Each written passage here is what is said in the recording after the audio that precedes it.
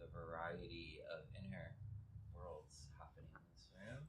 And Olivia's going to guide us in a meditation today, and I'll share some thoughts, and then we'll have a little more discussion. So, yeah. Hi, y'all. This is my first guided meditation for this group, which is fun. For those who don't know, I'm in a facilitator training, so this will be happening more often. I hope you like it, because I'm here. Today we're just going to do a simple meditation on breath and body. So just sort of moving our focus to the breath, setting some stress to the side, not completely ignoring it, but just maybe putting it down, saying I'll get you later, in an effort to, just find some stability and connectedness in order to meet and recognize and hold all of the things that are coming up. So I invite you to close your eyes if it feels comfortable, or find a soft gaze on the floor.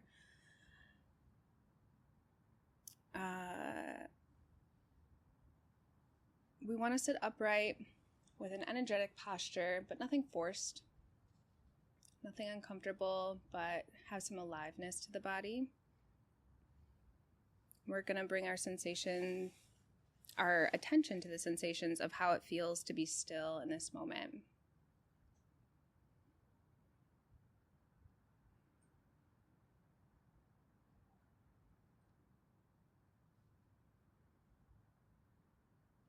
And for the next 15 minutes or so, we don't have to be anything to anyone. We're not an employee. We don't have to be a friend or a partner, which is such a relief to just be with ourselves for this time. Let's take a few deep breaths together at your own rhythm. This might be the first time we've taken a deep breath today. And with each breath, let any tension or stress slowly release from the body.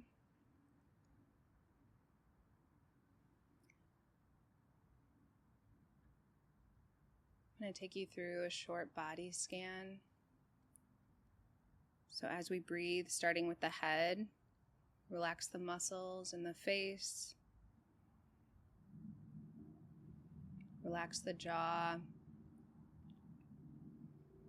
Maybe release the tongue from the roof of your mouth. It's often where I carry some tension.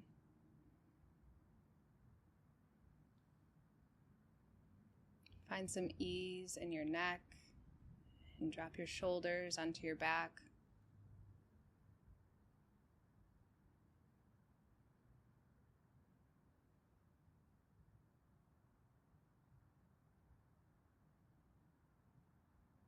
And as you breathe out, find the tension releasing from your arms, down into your hands, where you feel the weight of them in your lap or on your thighs.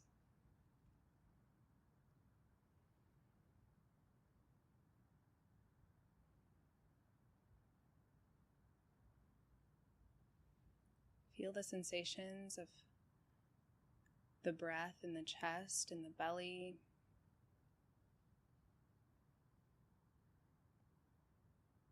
Each breath in and out, just creating some space and expansion.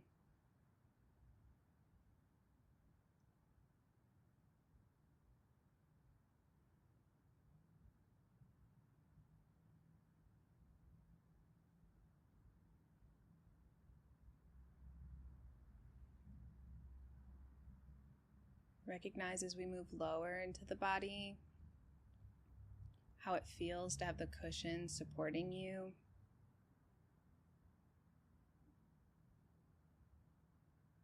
Releasing tension in the legs, the calves, down to the feet.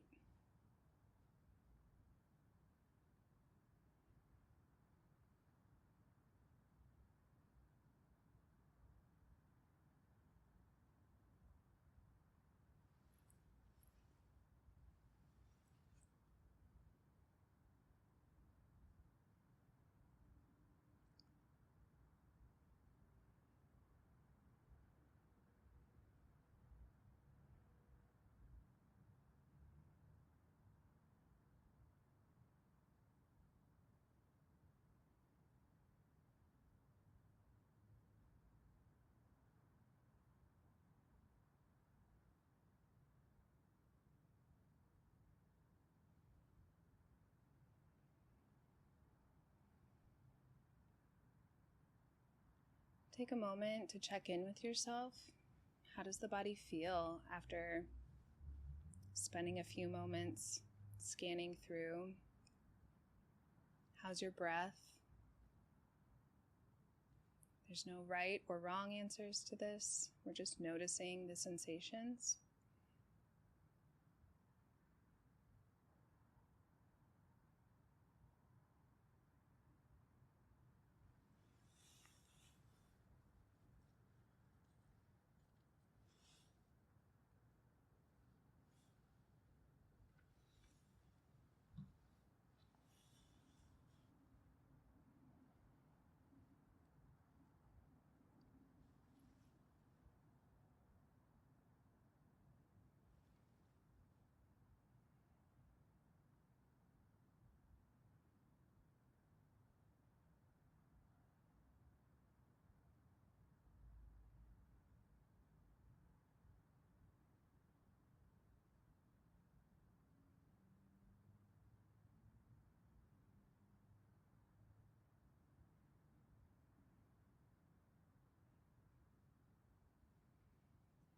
And as we begin to let all the other sensations fade away,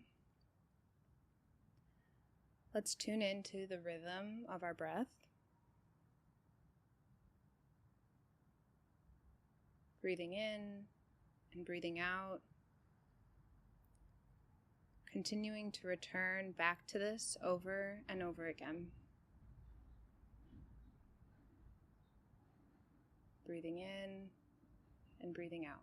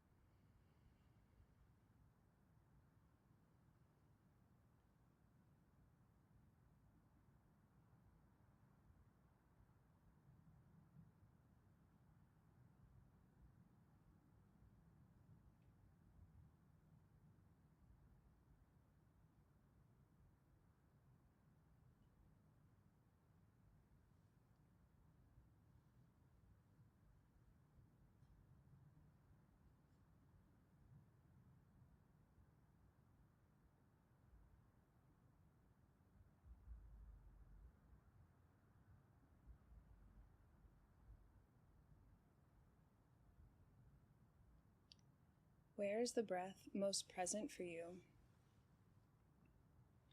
Some people experience it in the belly or the chest. Some people right under the nose as the air moves in and out. Find wherever that space is for you and become aware of the sensations at that spot. If it's under your nose, can you feel the air sort of tickle your upper lip? If it's in the belly, can you feel how it expands and contracts with each breath in and out?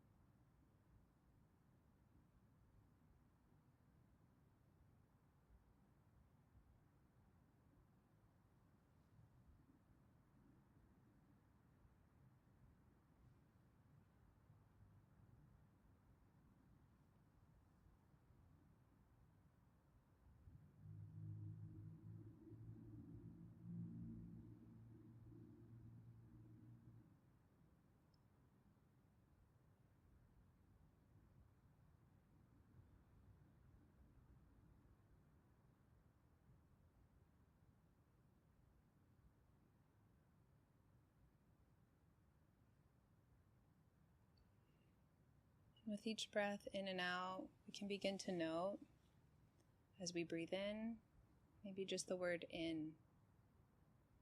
And as we breathe out, the word out.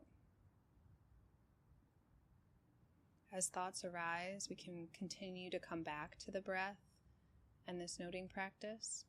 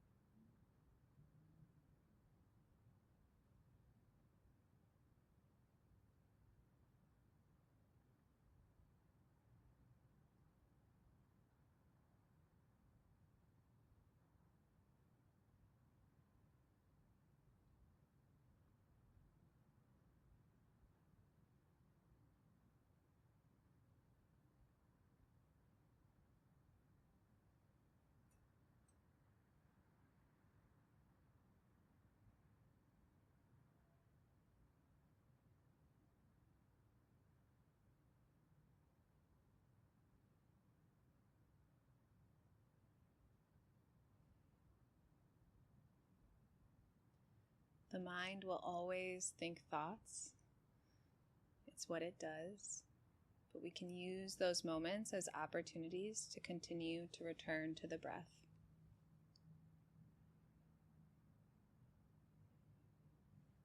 Noting with each breath in and with each breath out.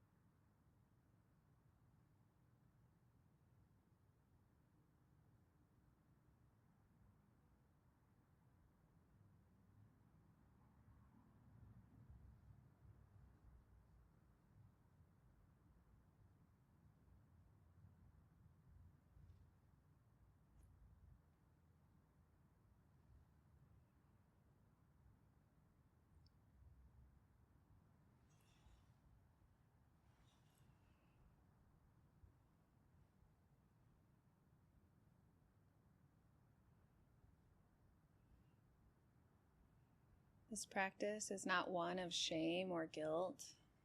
We're not here to become good meditators. This practice is learning to return to the present moment over and over again. So without judgment, we'll spend the last few minutes of this meditation returning to our breath over and over again.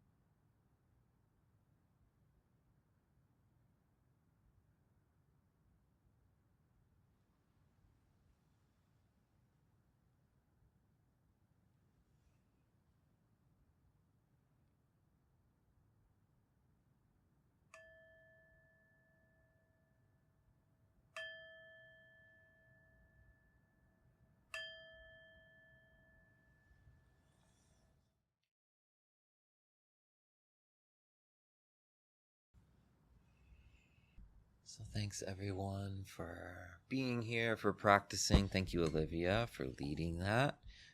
As Olivia said, we are a Detroit chapter of Wild Heart Meditation Center in Nashville. Olivia's been going down every few months as a part of a facilitator training and is about halfway through that training. And so as she progresses through, we'll be leading more groups along with me, which I'm very excited about. So nice to just be able to sit here and meditate. I was like, oh, this is nice. I'm going to start with a quote by one of the grandfathers of modern psychology, Carl Rogers. Said, "The good life is a process, not a state of being. It is a direction, not a destination." So one thing I've mentioned many times in this group, this idea that like well-being, or there's a form of happiness that comes from being in alignment, values and actions, what's important to me and how I'm carrying myself, and having some attunement between those two things, leading to well-being. And there's a lot of, I think modern psychology is kind of really starting to emphasize this more and more. Words like authenticity that I think are becoming more well-known in popular culture, and the value of feeling authentic and living in line with those values. And I think for all of the, I think there's a lot of trash talked to millennials and Gen Zers in many ways. One thing I think I'm quite proud about for kind of the younger generations is this increasing trend to prioritize mental health, actually. And to also prioritize meaning and purpose over money and gain. And I think that's a very real trend from what I've seen, that there's an increasing, people would rather even make a little less money at, say, for example, at times, and do something and work for a place that they feel aligned with the values. And so I think that's an encouraging shift that's happening. And I think this idea goes way back to, I was looking, this is something central to Aristotle's thought too. He used this word eudaimonia. I don't know if I'm saying that right. Which is living in accordance with virtue and one's highest capacities. So really, again, living a life that's balanced with what is most important. And this is in line with some Buddhist thinking as well. There's this word sila, which refers to like ethical values. And it was like seen to be really a core component of meditation, something that's not as taught as much in secular mindfulness, but was really central to the Buddhist teachings. Like how one acts and carries themselves really has a deep impact on the mind and on well-being. And in particular, what I want to talk about today are these words hiri and ottapa, which I would say are kind of more deep cuts, maybe B-sides that are not as popular. Hiri meaning referring to this kind of inner conscience, kind of what we were talking about as we went around earlier. This inner voice that's assessing, is this in line? That kind of question. And then ottapa referring to kind of the awareness of the impact of actions on people around me. A little more of like the external karmic impact of actions and how these two play together. The Buddha saw these as really, really central and important. Called them the guardians of the world. So that's what I'm going to explore. So hiri, Hiri, as the Pali, phoneticization of that, in Buddhist thought is said to be internal ethical sensitivity or conscience. So an innate heartfelt awareness that something is out of alignment with a deeper sense of integrity. So when there's an action or a thought or something happens, and then there's this, something pops up in the mind, and there's this little bit of a lot of ways I think this can show up. Maybe a felt sense or the mind kind of catching, this doesn't quite feel right. And so the Buddha gave it this word, hiri, and saw it as really important. This is also in line with a term that's used a lot in psychology, cognitive dissonance, which can mean a few things, but one of them being when actions are not in line with values, it causes this like dissonance in the mind. And so we can call it whatever, but I think it's like a very real human phenomenon and something worth paying attention to. And so I think often this can be overridden in various ways, not listening or not paying attention to that part of the mind. And so what happens when it's not listened to? The first example that came to my mind is, I don't know if anyone has watched White Lotus, but the father, the husband, and for those of you who did not watch the show, don't worry, I won't spoil it, but is on this very nice vacation in Thailand with his family, gets news that some of his shady business dealings are coming to the surface and his office is being raided, and it becomes a really central part of the storyline, and you watch what this character goes through as he completely falls apart. And now this is kind of an extreme example of that, but what that can do to the mind. Because he has this way he's wanting to present to himself clearly some values around being a father and values of family orientation, and then this inner secret part of him where he's done some really shady things and he's grappling with this reality. And I won't spoil it on what happens, but I was thinking, it's a perfect example of this topic. That part of the mind, when it's not listened to, can lead to actions which can be really, really destructive to the mind and to others. So the Buddhist perspective is that this is something really important to pay attention to. I guess you could say like listening to the heart in a way. And when heeded with mindfulness, it can be preventative. Buddha often talked about ways of kind of protecting the mind from harm so it can achieve freedom and peace and enlightenment. And so ottapa, the other word here, refers to outer alignment. And it refers to awareness of how actions impact the world around us. So this is really connected to karma. We talked about this a few weeks ago. Karma meaning action. Every action, it matters and it has an impact. And particularly this word is referring to the awareness of how actions may impact people around us. So it connects to empathy, social awareness, having a degree of accountability, integrity. And it's also connected to concern and wisdom and empathy, caring for those around us. And I think there's ways this can also get a little bit distorted. And I think one direction that definitely goes for me is maybe being a little overly obsessed of what other people are thinking about me. That becomes kind of a distorted version of this where, did I say the wrong thing? Was I right? Like to some degree it's healthy to care, but this can also turn quickly into like rumination in a way that's maybe not so healthy or helpful. But then on the other side, if it's lacking completely, you have things like narcissism or just, psychopathology, just not caring at all about what others think. So a deeply human quality, and it's something that I think really binds a healthy society, a healthy family, a healthy culture together, is this mutual care of how actions impact those around us. For those of you that are a bit newer, I spent probably 8 or 9 years in active addiction to drugs, alcohol, specifically alcohol and opiates, and engaged in a lot of actions that negatively impacted people around me. Lying, stealing, doing things that were definitely not in line with values that I had. And in looking back at that voice was there. That part of my mind, it deeply cared, but I was continually overriding that for the addiction, just to try to escape the pain that I was going through at the time. And so that happened over and over and over and over again. And I would say, if anything led me to sobriety, that was probably one of the strongest forces. So tired of causing harm to people around me, so exhausting, so taxing on the heart to not have that alignment, to not have my actions being lined up with what I know to be true and real and decent.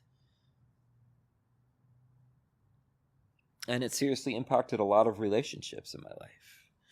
And when I found myself sober after 6 to 8 months of relapsing, after a month-long hospital stay of nearly losing my life, still relapsing, finally 6 to 8 months later, finally started to maintain sobriety. And a huge thing that I was struggling with was just the shame and the self-loathing on one hand, not helpful. But on the other hand, there's this real genuine remorse of damn, just really feeling shitty about what I had done to other people. And I really feel like that's what this word is referring to. It's that care, right? Where shame maybe is just punishment and beating myself up about something. I think this word ottapa really refers to it's the part that wants to make things right, that wants to apologize, that wants to make amends in a healthy way, cares about how my actions were impacting other people.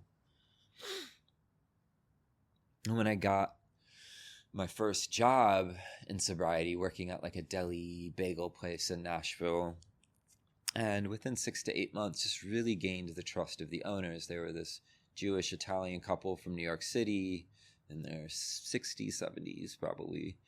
And I just worked my ass off. I was really trying to get back on my feet. And they really brought me into their family very quickly. And I had broken so much trust at old jobs that it felt so healing in a way to be brought back in. And I have this very distinct memory of cleaning up at the end of the day, and they handed me this safe full of money and the bank account, can you take this to the bank and deposit it? There's part of me that was laughing internally. I was like, God, if you only knew me a year ago, you would not be doing this, But it was such a healing moment, to be oh, these people really trust me, they care. And I've kind of started to mend these relationships around me and gain some of that trust back. And I also remember thinking I'm never going to go back to that. It was kind of a form of a living hell. the constant lack of alignment that was happening there.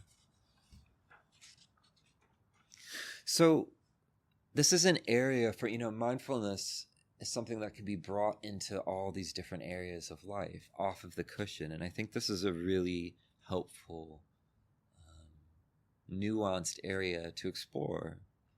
Ethical concerns at work, things that happen in relationships, arguments, bringing mindfulness to how is what I'm doing going to impact other people, not in a neurotic, obsessive way, but in a way that comes from care and love, mutual respect. I also want to acknowledge that the impact of capitalism and inequity, and that for many people trying to survive, that this society disproportionately challenges people based on race, based on gender, sexuality, and class. And so I think it's important for this not to be a way of shaming people for trying to survive. And I do want to acknowledge the impact of unfair systems, particularly psychologically, on people, and how this disproportionately impacts people in a deep level. And having worked with some formerly incarcerated people, having worked with some people in addiction, a big part of that work is acknowledging the impact of the situations that so many people were in. Desperation, self-defense, trying to protect their lives, doing things that cause harm to someone. So it's acknowledging that the impact of the world they're living in, and then also discovering this inner conscience, this part of them that really did have remorse internally, working through some of the shame, trying to transform that shame. And also the accountability, ottapa, especially for people in recovery from addiction, can be a really deeply healing process to really take some degree of accountability for actions, reaching back out to people. This is a big thing people in 12-step communities do. They reach out to people they may have harmed. And so trying to mend those areas can be really healing. So these two, I think, hiri and ottapa, are really, really embedded in human life. And in early Buddhist teachings, they have these kind of funny heavenly messengers. Some of them are old age, sickness, and death. These are angels in Buddhist culture in a way, because they remind human beings of how precious and how rare it is to be alive. And I think it's a really beautiful idea to think of sickness, old age, death as actually beautiful things in a certain light, that they can evoke a quality of just the rareness of being alive. And hiri and ottapa, these two are said to be the guardians of the world, not as rule enforcers, but kind of inner voices encouraging care and saying to pay attention. It's this kind of really central part of being human, this voice that's checking for if something feels right, if it feels in alignment or not. I wanted to close with a quote by James Baldwin. He said, "Not everything that is faced can be changed, but nothing can be changed until it is faced."